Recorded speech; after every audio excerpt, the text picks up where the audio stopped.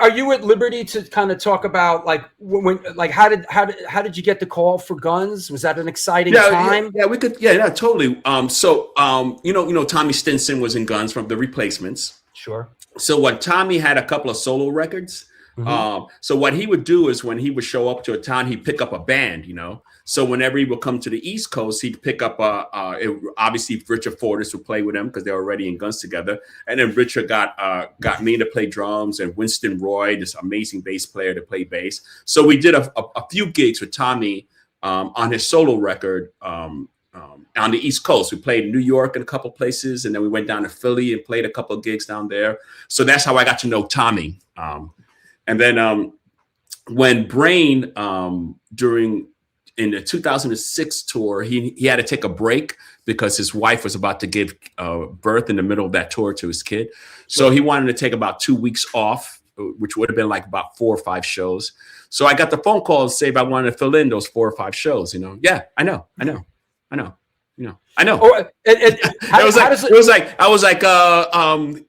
Or, yeah, maybe. I think I was like, how does that call come in? Like, hey, excuse me, hon, Tommy Stinson's. Let me step outside and take this. Hey, bro. This thing's coming up. Are you down for this? Dude, I remember it like it was yesterday. My daughter was having a talent show. She was like 6 or 7 at the time, and my son was just born. So I see my phone ring and it says Tommy Stinson. I was like, oh, I better let me just take this. So I wheeled my son out in the carriage, and I get on the phone, and Tommy's like, hey, we have rehearsals in the city. It was like sometime in May, and he's like, you might want to learn a bunch of Guns N' Roses songs. That's all he said. He didn't say like, hey, this is good. He's like, we're going to be in rehearsals at SIR. Remember SIR? It's not there anymore. 25th Street. We're going to be at rehearsals. You should come by, but you should learn a few Guns N' Roses songs. So I did. I tried to learn the whole record. But what's funny is that I didn't have time to learn the whole record. So I just learned some of my favorite songs. And we actually played some of my favorite songs. So it was perfect.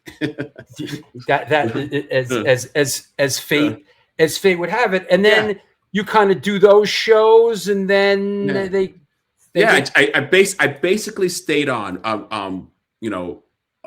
Brain had his child, brand new baby. He wanted to stick around longer with the wife and the baby, so he was like, "Hey, as long as Axl's happy, let Frank carry on." So I just carried on, and Axl was happy. So that's cool. Yeah, it was great.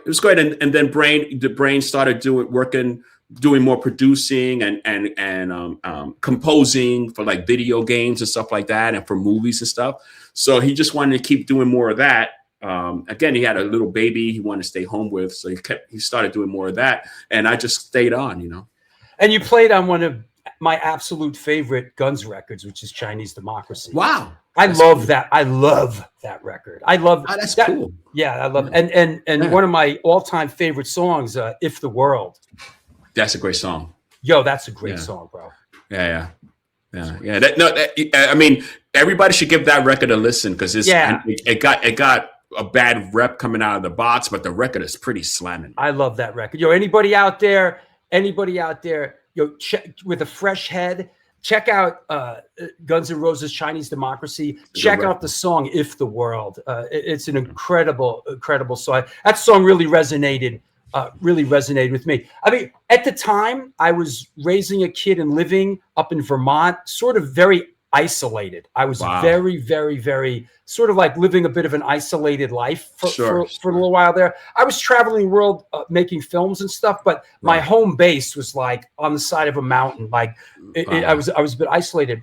And I think that record was released on CD, really like exclusively through Best Buy or something. Exactly. Yeah, and it was a very strange kind of thing. There was a Best Buy like 45 minutes from me in civilization. So I drove to the Best Buy and I bought the CD, and it's all I listened to for about a month.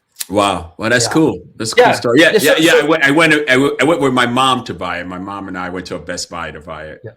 She bought a CD and I bought the vinyl. I wanted the vinyl. Yeah, that's fantastic. Yeah, and I guess it was they made a great deal and they shipped exclusively to Best Buy. With Best Buy. But I mean, just I know we sort of have to be, we want to be cognizant of what, but any thoughts looking back, any fond memories, special memories, and anything you can implore on us that now that you have a little bit of sort of space looking back?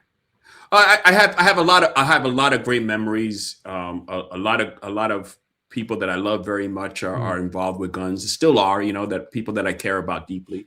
The shows at Madison Square Garden, my mom and my sisters, and you mentioned Mr. Gomez, my kids were there, everybody got to see me play. So obviously I have tremendous love, and the fans are wonderful. The band is great. Those guys are great. Axl treated me. He changed my life. Axl changed my life. Again, he saw something in me. He turned around, saw me on that drum riser. It was like, this guy needs to stick around, So I have a lot of fond memories, and I'll always be grateful to Axl and his family, for giving me the chance to get up there and play. Richard Fortis for always thinking of me, and Tommy Stinson also for thinking of me when that time came. Brain.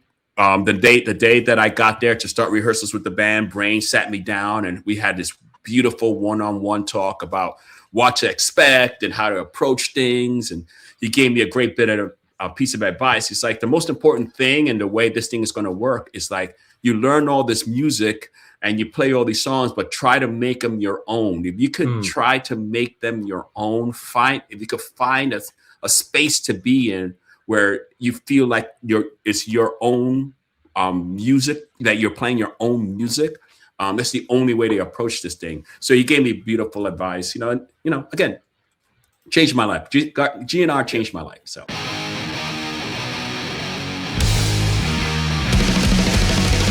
Conditioned by indoctrination, conditioned by society.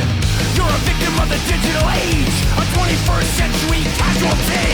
Open your eyes, you're losing control. Open your eyes, put down the phone. Conditioned by misinformation, it's just a media